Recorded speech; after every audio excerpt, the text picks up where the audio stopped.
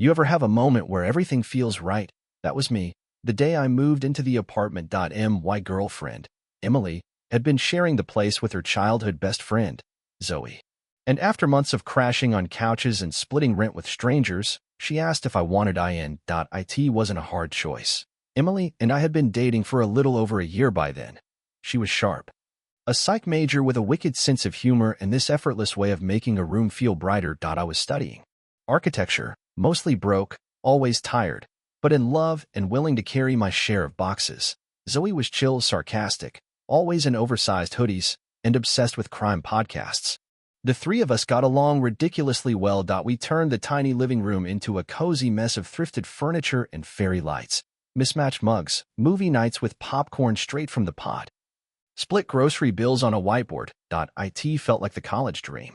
Then came Liam, my best friend since high school. He'd just gotten out of a bad housing situation, and Emily was the one who suggested he crash in the spare room for a while. It'll be fun, she said. For's a vibe. And it was. At least at first. There were taco nights, impromptu Mario Kart tournaments, even Sunday study sessions with bad coffee and lo-fi beats.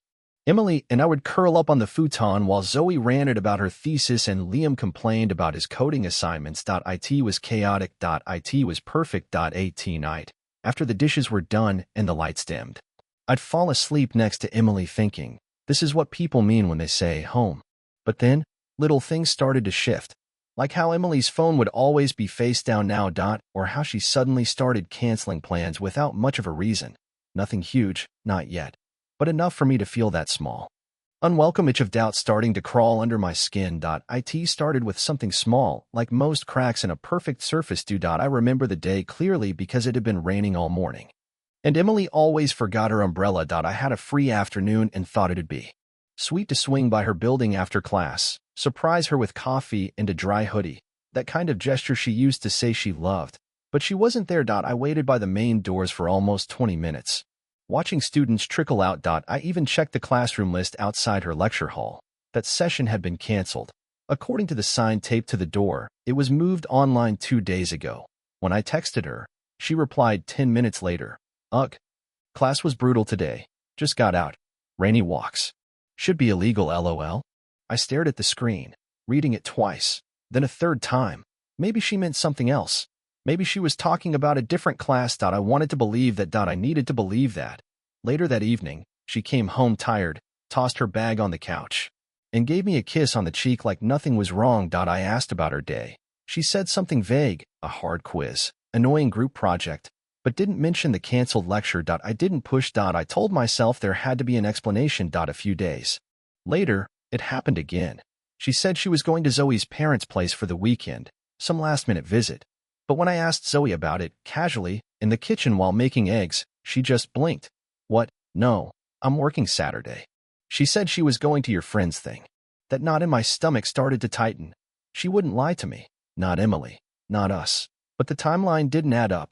Her story started to feel rehearsed, like scenes from a play I hadn't read the script for. And yet, I didn't say anything. Instead, I sat with it, told myself I was being paranoid, that maybe I misheard, that coincidences happen, because to confront it would mean accepting that something was wrong, and I wasn't ready for that. Not yet. It was supposed to be a normal morning. I was taking out the trash, something we all rotated every week. The bag was heavier than usual, split slightly near the bottom. I was tying it up when something slid out onto the floor. A foil wrapper. I bent down to grab it, then froze. It wasn't the brand Emily and I used, not even close. Different color, different logo. We hadn't been intimate in over a week. Her saying she was just stressed, too tired lately. That didn't bother me, not really, but this didn't make sense. I stood there for a while, just staring, rationalizing. Maybe it was Zoe's, maybe Liam had someone over. But Liam had been out of town since Thursday. Zoe was visiting her sister. For the first time, none of the obvious answers made me feel better. That evening, I asked Emily if we could talk. I tried to keep my voice light. Just something weird I noticed. Her eyes narrowed, instantly on guard. If this is about some trash you found, I don't want to hear it. You're overthinking again. She kissed my cheek quickly and walked off, saying, "Drop it, please." And I did. For now. It happened in the hallway.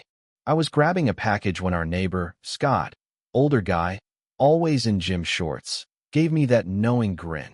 "Hey man," he said, nudging my arm. "You and Emily sure know how to start the morning. Walls are thin, buddy." I chuckled, half embarrassed. "Yeah, sorry if we were loud." "Don't worry," he winked. "It was just Tuesday morning. You guys sounded like you were having a good time." Tuesday. That stopped me cold. That I was in Chicago on Tuesday. Class trip. Left Monday night.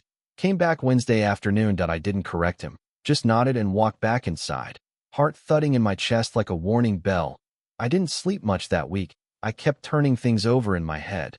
The lies, the rapper, the silence, how she'd started locking her phone, how she stopped laughing at my jokes. That I wanted to be wrong. God, I needed to be wrong. So I made a plan. I told Emily I had late classes on Friday, followed by drinks with my study group. But I never went. I waited till the building was quiet, then doubled back to the apartment. If there was nothing, I'd be relieved. But if there was something, I was ready to know. Friday morning. I lingered at the coffee shop near campus until 10 a.m., pretending to scroll through my phone, heart racing. Then I made my way back, quiet steps, key ready. The apartment was too quiet, but not empty. A laugh. A male voice, low and relaxed. Then a rustle, a playful shoe, and muffled giggling. I stood frozen just outside the door, my hand trembling on the handle. I pushed it open. Emily didn't see me at first. She was on the couch, legs tangled with someone else's, half-dressed, her head tilted back in a laugh I hadn't heard in weeks. Not Liam. Not even a stranger. It was our next-door neighbor, the one who borrowed our vacuum last month, the one Emily swore gave off weird vibes. Time slowed. She turned, saw me, and her expression collapsed into panic. "Wait," she started.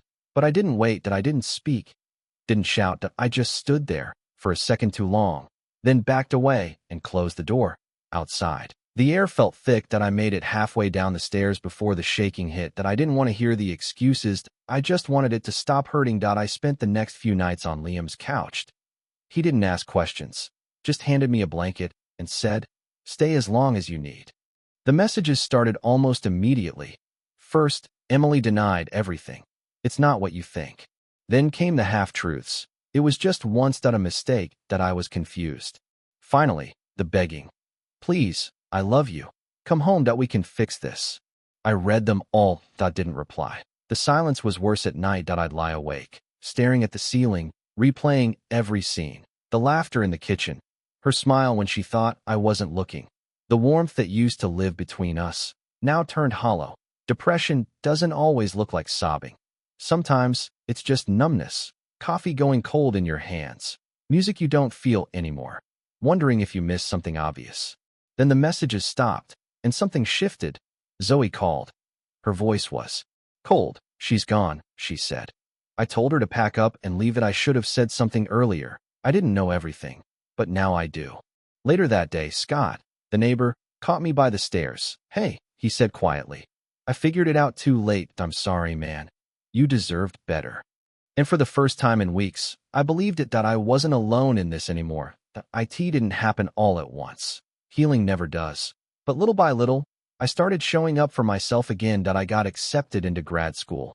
Urban design, full ride. Found a small studio near campus with creaky floors and morning light. I painted the walls soft gray. Bought plants I wasn't sure how to care for. It felt like starting from scratch. And in a way, it was. I threw out the old mug she gave me, sold the shared couch, packed the memories into boxes I didn't label. The silence of the apartment was different now. Not lonely, just clean. Then, one afternoon, she reached out, asked to meet. Closure, she said. We sat at a cafe near campus. She looked tired, a version of herself I didn't recognize. She started talking fast, trying to explain what led her there, how she felt lost, how it wasn't really about me. I listened, calm, detached, like watching a storm through a window you've already closed. When she finally asked, "Do you think we could ever?" I shook my head, gently. "No, but I hope you find peace." I left before she could respond. Outside, the air was crisp, spring was teasing the edges of the trees, and for the first time in months, I didn't feel like something was missing. I was alone, but not broken, just beginning again.